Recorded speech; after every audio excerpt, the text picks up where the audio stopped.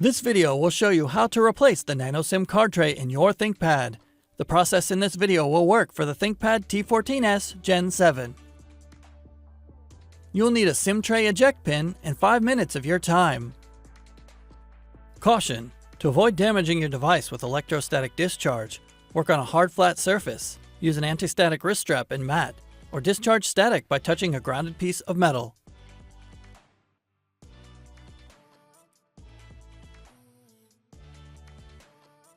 Insert a SIM release tool into the hole and press to release the Nano-SIM-Card tray. Remove the tray from the slot.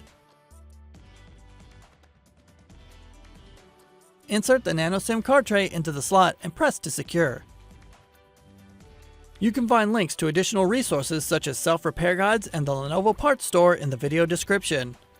For even more resources like user guides and manuals, visit the product page for your device at pcsupport.lenovo.com.